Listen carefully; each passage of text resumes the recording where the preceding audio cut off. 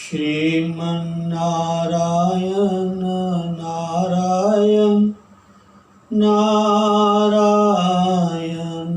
श्रीमन्नारायण नारायण नारायण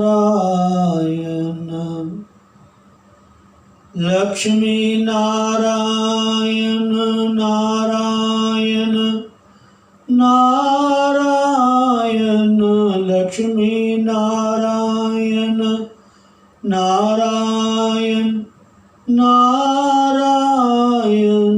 श्रीमन्नारायण नारायण नारायण श्रीमन्नारायण नारायण नारायण सद्गुरु नारायण नारायण नारायण सद्गुरु नारायण नारायण नारायण भजमन नारायण नारायण नारायण भजमन नारायण नारायण नारायण श्रीमन्नारायण नारायण नारायण।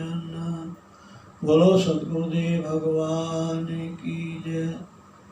जय जय श्री राधे, जय जय श्री राधे, जय जय श्री राधे।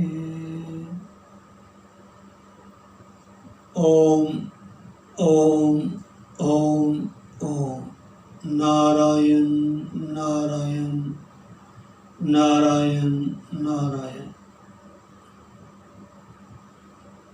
ध्यान मूलम गुरुमूर्ति, पूजा मूलम गुरुपदम, मंत्र मूलम गुरुवाक्य, मोक्ष मूलम गुरु कृपा।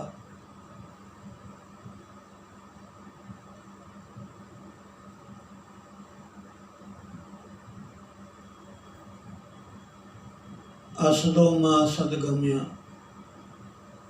मृत्योर्मा मृतगम्य।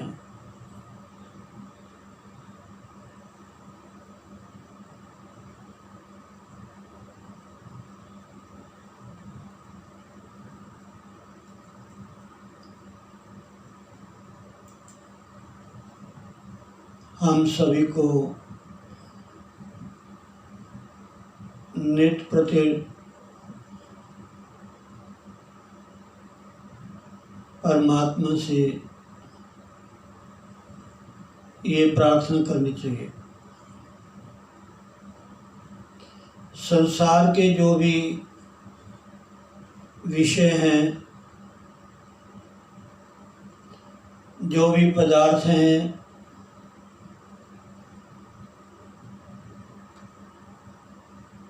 जो भी हमारे कर्मों में लिखा है, वो धीरे धीरे धीरे धीरे समयानुसार अपने आप ही हमें उनकी प्राप्ति होती रहेगी।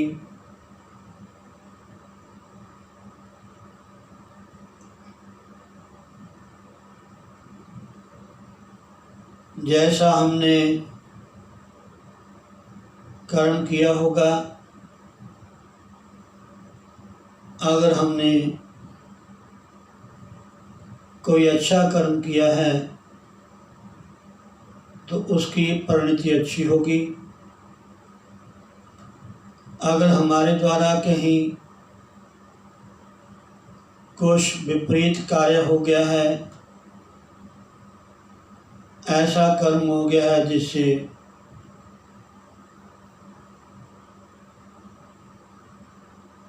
किसी को कष्ट हुआ हो, किसी की हिंसा की हो, किसी के मन को हमने दुखाया हो,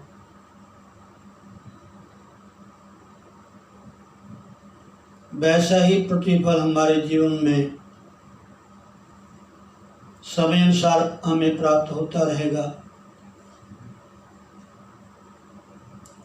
और ऐसे लिखा है कि जो संसार में रहने वाले प्राणी हैं, ग्रस्त में रहते हैं, उनके लिए जीवन में रहने के लिए 3 चीज़ों की बहुत ही आवश्यकता है और वो होनी भी चाहिए। सबसे पहले पुत्रेषणा। कोई भी गृहस्थी है, कैसा भी परिवार है, प्रायः सभी के मन में ये एक इच्छा होती है, मन में कामना होती है कि हमारा जो परिवार है वो फलता फूलता रहे, अच्छी संतानें हो, भले पुत्र के रूप में है या बेटी के रूप में। जो भरा पूरा परिवार होता है जिसमें सब कुछ हमें मिलता रहता है, तो मन को थोड़ी संतुष्टि होती है। लेकिन परिवार है तो धन की भी जरूरत है, उसको कहते हैं वित्तेषणा। पहले पुत्रेषणा, संतान की इच्छा। अगर घर परिवार में संतान ना हो तो घर में रौनक नहीं होती। लेकिन ये सब कुछ होने के साथ अगर धन ना हो जिससे आपने अपना जीवन यापन करना है, अपने परिवार का परवरिश करनी है, देखभाल करनी है अनेक प्रकार से, तो उस धन की भी बहुत ज़रूरत है। ये भी संसारी लोगों में, संसार में रहने वाले गृहस्थ जीवन में ये भी बहुत ज़रूरी है। और पूरा परिवार हो, घर में बाल बच्चे हों, बढ़िया अच्छा घर हो, पूरे साधन हो और संपत्ति भी हो, धन भी हो। ये 2 चीज़ें हों, लेकिन अगर दुनिया में हमारी मान इज्जत नहीं है तो भी कमी महसूस होती है।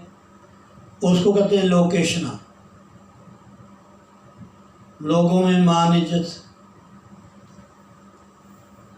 और एक बात मैं कई बार रामायण की ही चौपाई है, और देखो माता बहनों, भाई बंधुओं, श्रोतागणों, आपको अपने जीवन में चाहे मानसिक तौर पे, चाहे शारीरिक तौर पे, चाहे पारिवारिक तौर पे, अगर जो कुछ भी आपको प्राप्त है जिससे आपके मन को संतुष्टि है या आप सुख का अनुभव करते हैं, इन सब में आपके पुण्य कर्म का ही परिणाम है, अच्छे कर्मों का। ये सत्य बात है। भले हम कितना परिश्रम करें, अगर हमारा परिवार आपस में इकट्ठे नहीं बैठते, आपस में प्यार नहीं है या सन्मति नहीं है, तंदुरुस्ती नहीं है, तो भी थोड़ा कमी महसूस होती है। देखो, भले हम एक जो धन है उसको लक्ष्मी के रूप में ज़्यादा मान्यता देते हैं, लेकिन धन होना ही पर्याप्त नहीं है। जो धन की अधिष्ठात्री देवी लक्ष्मी है, इनका भी हमारे घर में, हमारे परिवार में, हमारे कारोबार में भी होना बहुत जरूरी है। लक्ष्मी जो है वो हमें सद्बुद्धि देती है, तो शक्ति है नारायण की। अगर लक्ष्मी और नारायण का हम इकट्ठा ध्यान करेंगे तो शांति तो होगी, घर में प्रेम प्यार तो होगा ही होगा, और ये सब होने के साथ ही साथ अगर लक्ष्मी के साथ भगवान की पूजा करेंगे, भगवान का भी ध्यान करेंगे, तो हमें और ज़्यादा लाभ होगा। आप बड़े पैसे वाले ऐसे हैं, आप कभी देखना कि चाहे वो स्वयं है या उनका परिवार है, भक्ति में कम इंटरेस्ट लेता है, कम रुचि है उनकी। भजन में, सत्संग में, कथा में, कीर्तन में बहुत जो फैलाव रखता है, लेकिन भगवान की कृपा जो है, भगवान की जो भक्ति है, भगवान का जो ध्यान है, भगवान से जो अपनापन है, ये सब कुछ रहते हुए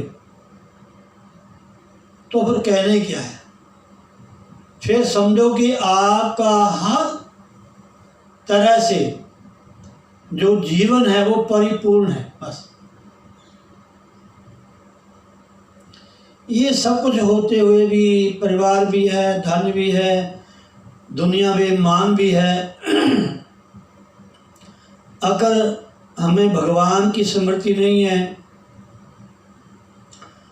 भगवान के लिए हमें टाइम नहीं है, यानी भक्ति के लिए, भजन के लिए, सत्संग के लिए, कीर्तन के लिए, तीर्थ सेवन के लिए, यज्ञ याग करने के लिए, जो सुबह उठो, नहाओ धो चलो काम में, और वहाँ से आओ थके मांदे सो जाओ, फिर ध्यान सोते सोते दुकान में, अपने व्यापार में या परिवार में या संसार में ही कहीं न कहीं हम सोते रहते हैं, तो पूरा ही जीवन हमारा ऐसे व्यतीत हो जाता है। इससे कोई लाभ नहीं है।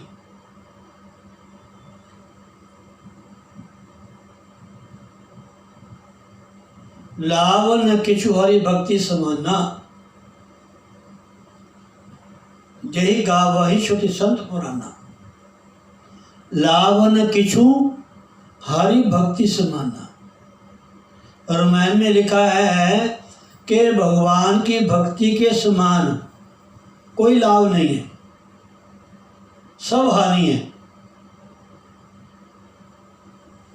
जेहि गावहि श्रुति संत पुराना, जिनको श्रुति मैंने वेद, हमारे संत महात्मा गुरुजन जिसकी महिमा का गान करते हैं,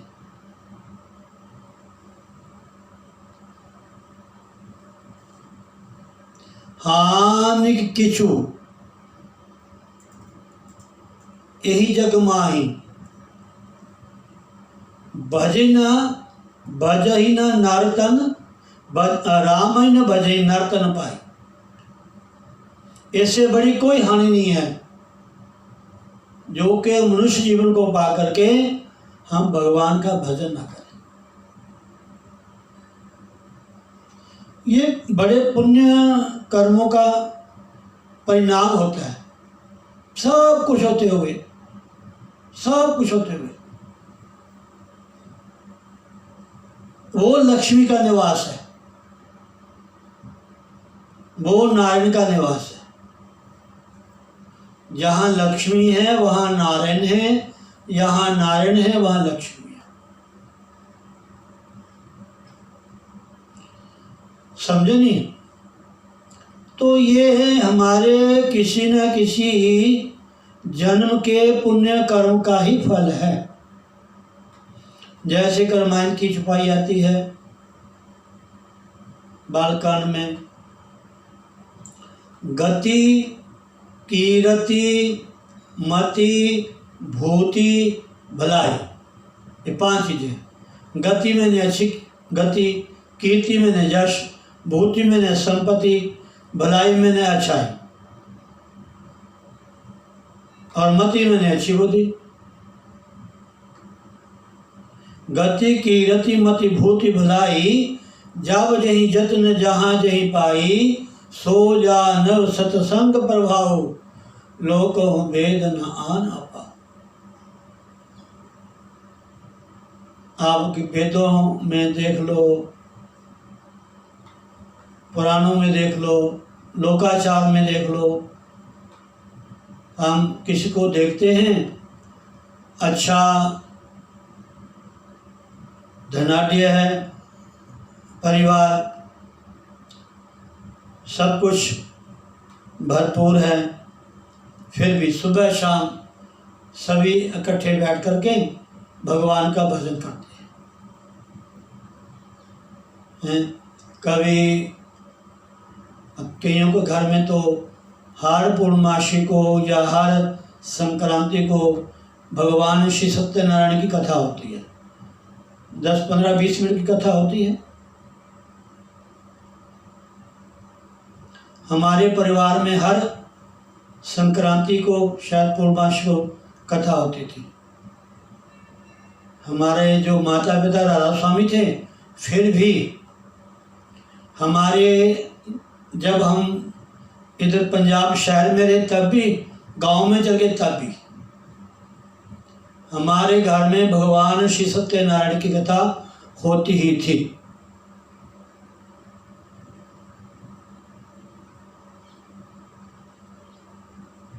और आरती भी होती थी, ज्योत भी जगती थी, और भजन भी गाए जाते थे, और साधु ब्राह्मण की सेवा भी होती थी, पूरे सनातनी पद्धति के अनुसार। तो ये सब कुछ होने के बावजूद भी अगर हमारा मन भगवान का शुक्रिया करता है बार बार, भोजन पाते समय, सोते समय, घर परिवार के बीच में बैठ करके भगवान की चर्चा होती है, ये ऐसा भाव बनना बहुत अच्छे कर्मों का फल है। नहीं तो ये मायावी जंजाल में इंसान एक बार फंस जाए ना, मत पूछो ना। जैसे अभी मैं दोपहर बच्चों को सुना रहा था, एक सेठ था, बहुत पैसे वाला था, उसके 4-5 बेटे थे। वो बेचारा वृद्ध हो गया, अस्वस्थ हो गया, ना बोल सके, ना अपनी क्रिया साध सके। ऐसा लगता था अभी गया, अभी गया, अभी गया। अब जिनकी वृत्ति संसार में है, परिवार में है, धन में है, दुकान में, मकान में है, तो वो ही याद रखेगा। और जिसने कोई समय भगवान की भक्ति भजन में लगाया है, वो तो भगवान को याद रखेगा। वो तो सोचेगा भी अब तो मैं असमर्थ हो गया हूँ, अब मेरा शरीर काम नहीं करता, अब तो भगवान का ही भजन करूँगा। बेटा आप संभालो, ये काम आपका है, आप मुझे भगवान का भजन करना। बस घर में रहते हुए भक्ति करनी है।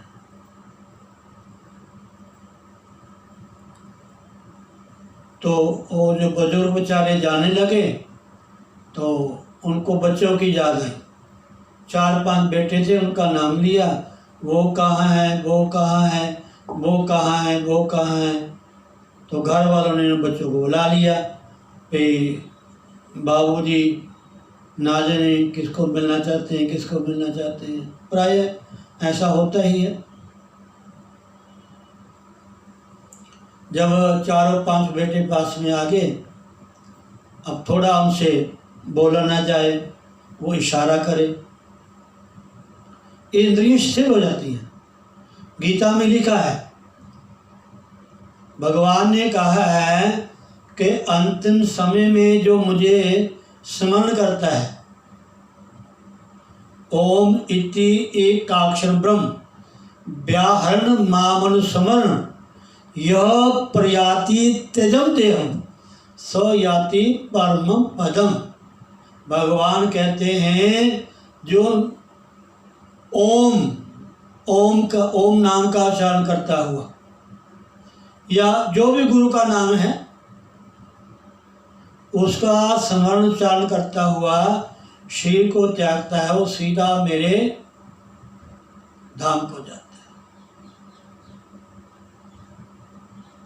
तो अर्जुन ने कहा कि प्रभु जब इंसान असमर्थ होता है, अंतिम समय होता है, तो कई ऐसे प्राणी होते हैं हमारा, उनसे उनकी जुबान बंद हो जाती है, उनकी कानों की आवाज़ खत्म हो जाती, कान सुनना बंद कर देते हैं, आंखों से भी दिखाई नहीं देता महाराज। जो हमारी स्मृति है ना, आसक्ति जो मोह है, यही ज़्यादा बड़बड़ाहट करता है। होता कुछ नहीं है, लेकिन जो हमारी वो आसक्ति है ना, वो हमें परेशान करती है बार बार कभी कहीं। क्यों सारी उम्र तो हमने घर का, परिवार का, दुकान का, पैसे का, लेना देना, दुनिया भर का पूरा टाइम, कभी कभार पूजा में बैठे भी, ध्यान सत्संग में बैठे भी, तब भी हमारा मन बह जाता है।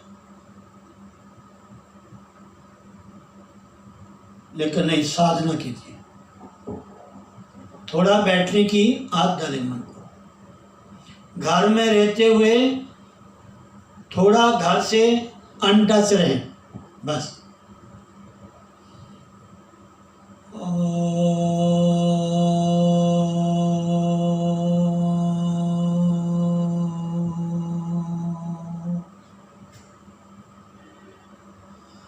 अब सौंप दिया इस जीवन का सब भार तुम्हारे हाथों में। अब सौंप दिया इस जीवन का सब भार तुम्हारे हाथों में। है जीत तुम्हारे हाथों में और हार तुम्हारे हाथों। जवानी में कहो, बूढ़े होके कहना तो अलग चीज़ है। जब शक्ति है तब परमात्मा को अपना सब समर्पित कर दो। समझे नहीं? वो जो भागवत में कथा थी ना, गजग्राह की, गज हाथी, ग्राहा ये संसार, ये परिवार, इसने हमें इतना जकड़ रखा है ना। वो तो ग्राह ने हाथी का पाँव ही पकड़ा था, हमें तो पूरा ही पकड़ के रखा हुआ है। एक व्यक्ति को संतों से नाम लेने आया, ज्ञान लेने आया, उपदेश लेने आया। कहते हैं महाराज जी मुझे कोई ज्ञान की बात बताओ, भगवान से मिलना है और ऐसी कृपा करो। जैसे आज कोई बहुत कह रहा था कि महाराज जी क्या करें। हम कई बार सोचते हैं कि परिवार में बड़ा मोह है, परिवार की कोई ऐसी बात सुनते हैं तो मन एकदम उनकी तरफ खिंच जाता है। महाराज ऐसी कृपा हो कि जैसे परिवार में, बच्चों में, घर में मन ज़्यादा इंटरेस्ट लेता है, ऐसा भगवान में ले, ऐसा कब होगा? ऐसा हमने क्वेश्चन किया। और ऐसे ही उस व्यक्ति ने संतों से निवेदन किया कि महाराज जी, मैं अपना कल्याण करना चाहता हूँ, मुझे को ज्ञान दो, लेकिन मुझे जो मेरी घर में आसक्ति है ना, ये परिवार मुझे छोड़ता नहीं है। मैं कितना भी छोड़ना चाहूँ, बार बार मन वही जाता है, वही जाता है, कैसे छोड़ूं उसको मैं, छूटता नहीं है। तो संत कहते बेटा चलो, आपको एकांत में जाके ज्ञान देंगे। और महात्मा जी गए। वो भगत बेचारा पास में खड़ा था, जंगल का वो था, जगह थी, एक वृक्ष था, और महात्मा ने जाके उनको जप्फी पा लिया, ऐसे जप्फी पा ली जैसे। अब वो भगत कहे महाराज जी मुझे कुछ बताओ, कुछ ज्ञान दो, मेरा क्या कल्याण करो। तो संत ने कहा कि बेटा मुझे छुड़ाओ, ये वृक्ष ने मुझे पकड़ रखा है, ये मुझे छोड़ नहीं रहा। कहते कमाल स्वामी जी, आप झूठ बोलते हो संत होकर के। कहाँ तो आपने मुझे बंधन से छुड़ाना है और कहाँ आपने वृक्ष को जप्फी पाई रखी है। वृक्ष ने थोड़ा पकड़ा आपको, आपने वृक्ष को पकड़ा हुआ है। कहते बेटा ऐसे तूने परिवार को पकड़ा है, ना परिवार के मित्र को पकड़ा हुआ है।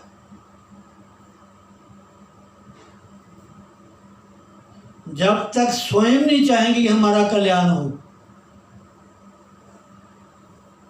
मूर्ख हृदय न चेत, जे गुरु मिले बिरंची सम, रामायण में लिखा है। जो मूढ़मती लोग होते हैं, जो संसारासक्ति लोग होते हैं, उनको ब्रह्मा भी ब्रह्मलोक के नीचे आ जाए गुरु बनकर, तब भी उनको उससे निकाल नहीं सकते। जैसे ब्रह्मा जी रावण जी को वेद पढ़ाते थे, वेदों में क्या नहीं लिखा, ऐसे हम ना जाने तब से सुन रहे हैं कथा, सत्संग, कीर्तन, भजन, और फिर वही बच्चों वाली बात, फिर हाय हाय, फिर होए, फिर हम उससे फंस जाते। कोई भी संत महात्मा, सदगुरु, गुरुजन जी कहते घर में ना रहो, परिवार में ना रहो, काम ना करो। वो कहते हैं इनमें रहते हुए इनको अपने भीतर ना बसाओ। ये आपके भीतर भगवान आए, जो भगवान हैं ऑलरेडी, उनसे अपने वृत्ति को जोड़ो। मेरा घर, मेरी दुकान, मेरा मकान, मेरा ये, मेरा वो सबको पता है कि यही रह जाना है।